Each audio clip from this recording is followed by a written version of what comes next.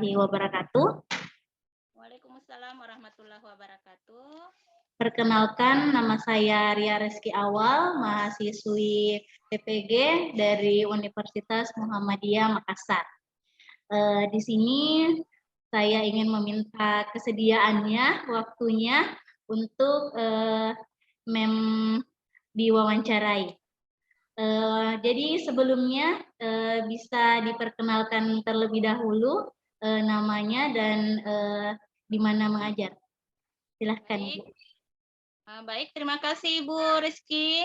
Saya Umi Hani, asal sekolah atau saya mengabdi di UPT SMPN Benteng Selatan nomor 49 Kepulauan Selayar.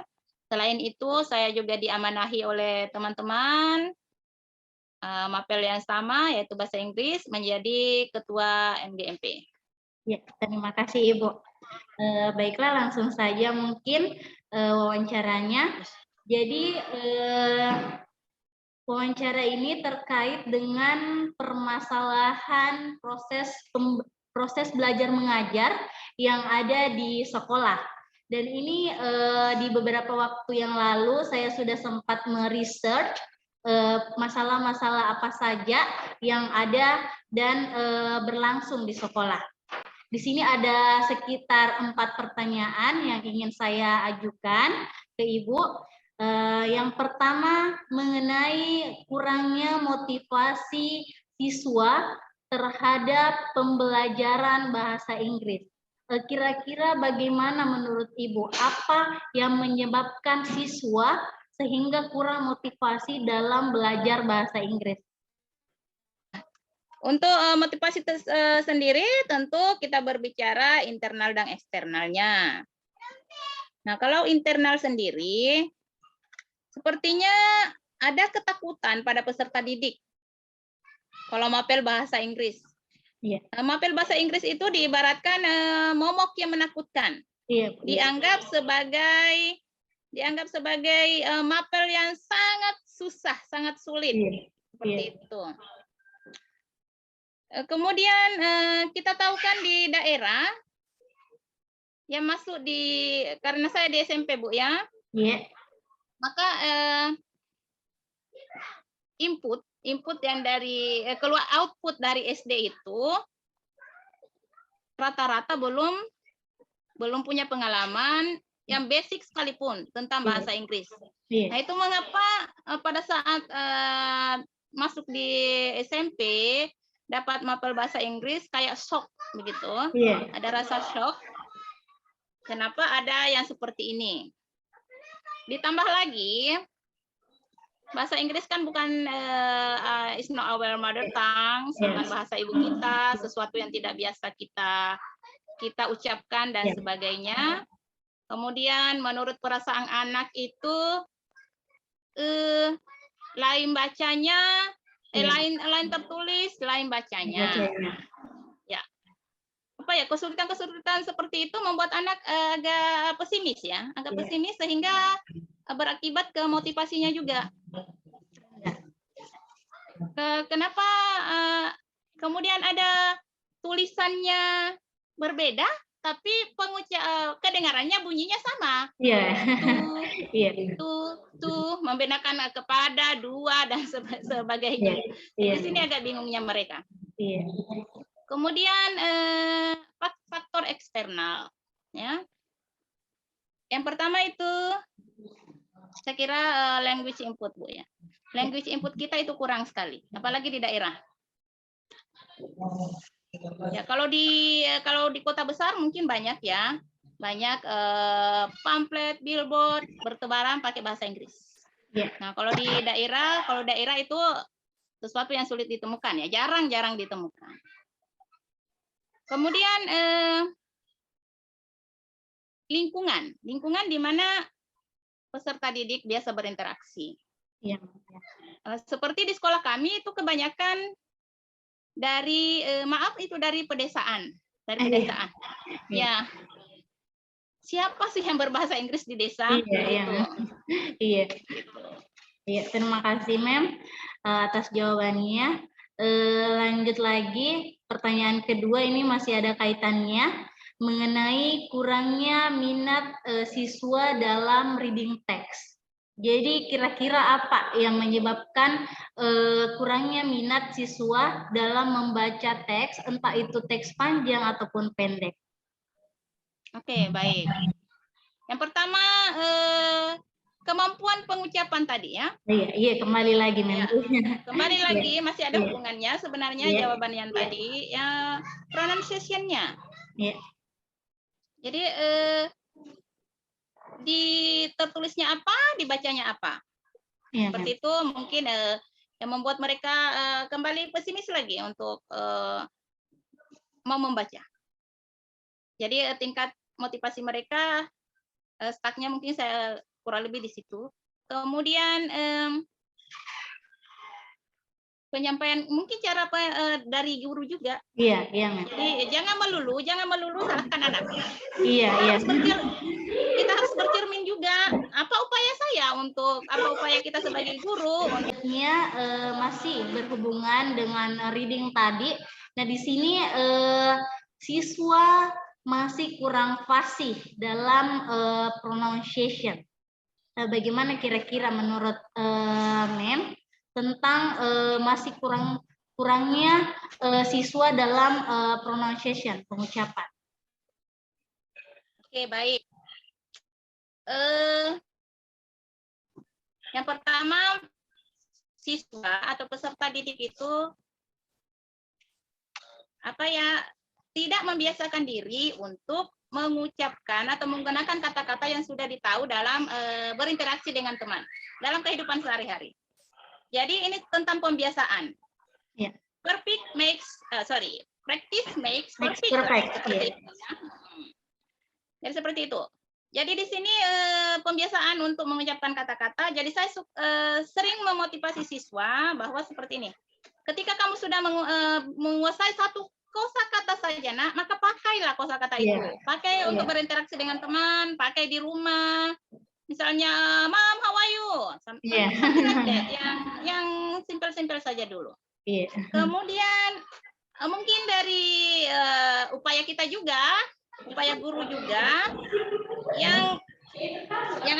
yang kurang bersemangat berupaya membuat mereka mampu untuk pronunciation-nya, seperti malas drill.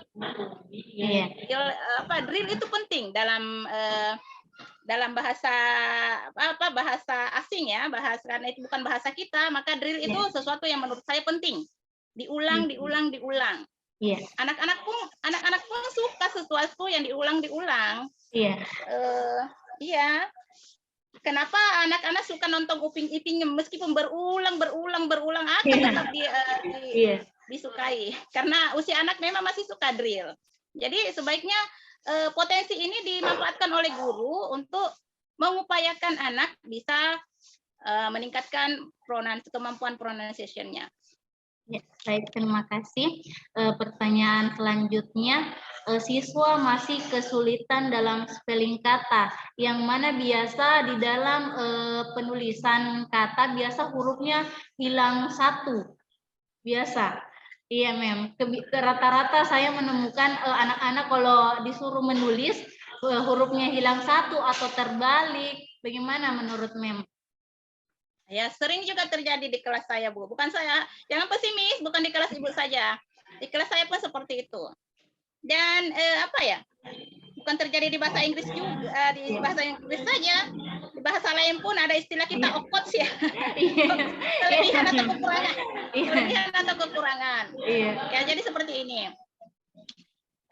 Mungkin membiasakan anak ketika mengucapkan kata dilihat teksnya. Jadi sambil mengucapkan, sambil melihat teksnya, atau sambil listening, sambil melihat teksnya. Ya, jadi ketika dia mengucapkan satu kata, maka dia akan tahu, karena ini yang berfungsi pendengaran dan penglihatan ya. Ketika dia mendengar satu kata dan melihat teksnya, maka akan lebih mudah mereka paham. Ketika ini yang diucapkan, maka tulisannya seperti ini. Kurang lebih seperti itu mungkin yang bisa diterapkan. Iya, Mem. Terima kasih. Pertanyaan selanjutnya, rendahnya vocabulary. Rendahnya vocabulary yang siswa miliki. Jadi mungkin apa kira-kira penyebabnya siswa sehingga vocabnya berkurang dan bagaimana siswa dalam kelas jika vocabulary-nya kurang? Oke. Jika ini tentang bahasa Inggris dan vocabulary, ini bagaikan motor dan bensin. Kalau ada motor tidak ada bensin tidak bisa jalan. Ibaratnya bahasa Inggris motornya, vocabulary-nya bensinnya. Jadi supaya bisa jalan itu tentu saja harus ada perbendaharaan kata yang banyak ya. Jadi mungkin upaya-upaya dari kita sebagai guru, ya sebagai fasilitator tentu saja harus banyak berupaya ya memfasilitasi anak supaya meningkatkan kemampuan mereka. Jadi mungkin upaya-upaya kecil seperti memperlakukan password. Saya beberapa kali aplikasikan di kelas. Jadi sebelum anak masuk ke dalam kelas ada password yang harus mereka ucapkan supaya bisa masuk. Nah ini mereka termotivasi karena semua mau masuk kelas cepat. Namanya juga anak-anak tidak mau sendirian di luar. Makanya mereka termotivasi. Ini harus hafal ini 5 vocabulary ini supaya bisa masuk ke kelasnya ibu. Oke. Kemudian jangan lupa juga sebenarnya memanfaatkan hobi-hobi anak, main game itu. Kan banyak ya game-game yang vocab ya, yang untuk vocabulary-nya banyak di situ. Bisa memotivasi anak untuk jangan cuma fokus ke gamenya, fokus juga ke vocabulary-nya. Saya biasa seperti ini. Ketika kamu makan sesuatu, jangan hanya perutmu yang kamu pikirkan, otakmu juga. Banyak kemasan makanan itu yang berbahasa Inggris, baca-baca dulu sebelum dibuang lah ke tempat sampah. Language input seperti itu mungkin harus difasilitasi lah anak dengan language input seperti itu. Iya, terima kasih. Pertanyaan selanjutnya, hubungan dengan orang tua masih rendah. Jadi yang saya riset itu, Mem, guru masih berkomunikasi melalui siswanya, tidak secara langsung dengan orang tuanya. Bagaimana pendapat Mem tentang ini? Oke, baik.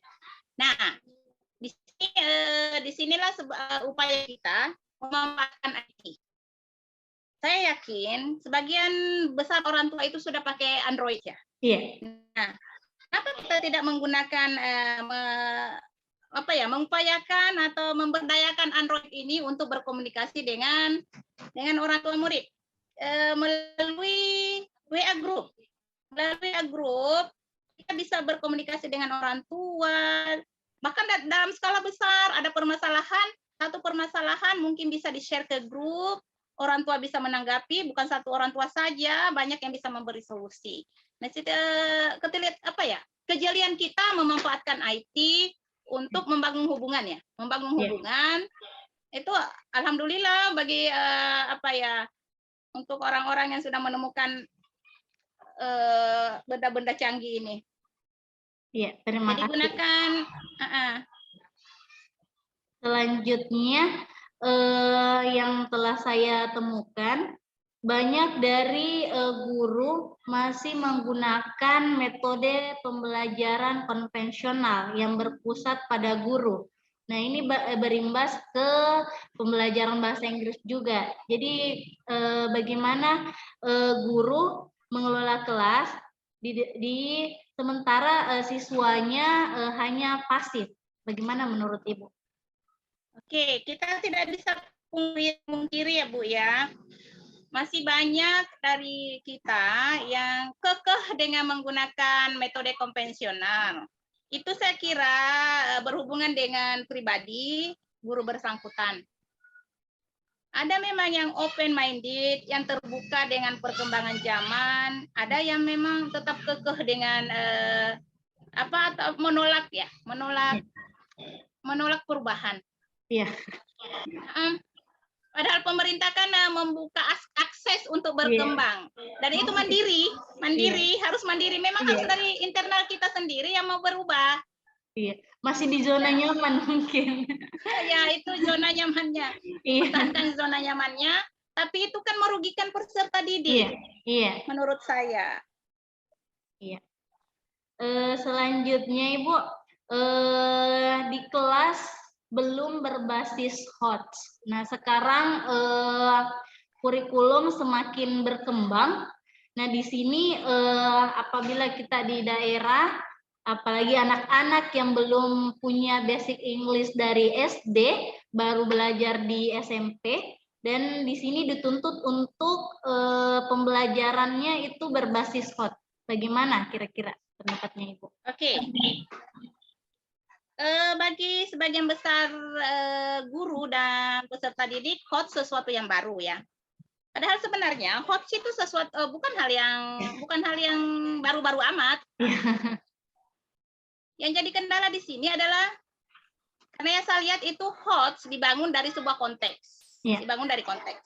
Nah, kemampuan membangun konteks ini yang mungkin sebagian guru belum bisa, kemampuan untuk itu yang belum bisa. Ya, berpikirnya juga seperti ini. Kalau HOTS itu pasti sulit. Sulit, iya. Ya, kalau saya tidak berpikir seperti itu. Kalau saya mengatakan seperti ini.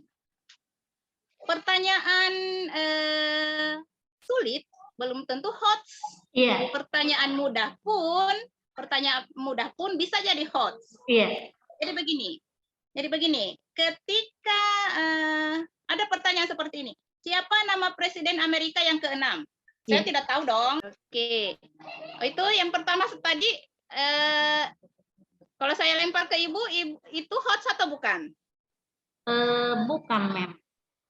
Bukan. Walaupun sulit. Karena apa? Karena levelnya itu baru menyebutkan, hanya menyebutkan. Itu bukan HOTS. Itu masih low order thinking di bawah.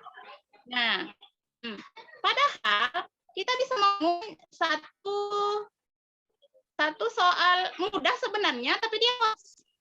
Intinya HOTS di sini adalah anak diberdayakan nalarnya, daya pikirnya untuk memutuskan apa yang menjadi jawaban dari pertanyaan tersebut. Seperti itu. Jadi tidak langsung 1 tambah 1, 2, sudah, hanya menyebutkan.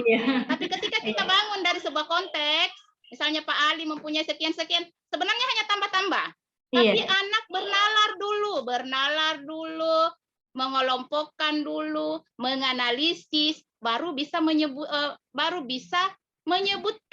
Oh, ternyata ini hanya 6, tapi itu daya nalarnya yang mau berpikir dulunya. Dari peserta didik sebenarnya. Iya. Terima kasih, Mem. Yang terakhir, Mem, ini yang terakhir. Masalah terkait dengan guru belum menerapkan teknologi atau IT secara optimal dalam pembelajaran. Bagaimana menurut Mem di sini permasalahannya? Oke, baik. Saya kira karena letak geografis kita juga yang ini, Bu, ya. Iya. Kalau yang di kepulauan mungkin belum optimal memang untuk menerapkan IT, di mana keterbatasan jaringan dan sebagainya, itu yang kurang. Tapi kalau di daratan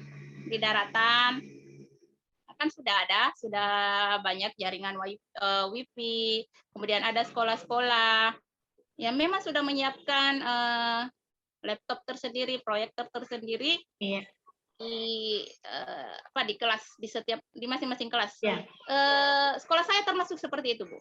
Ada jaringan Wi-Fi, ada disiapkan laptop dan proyektor.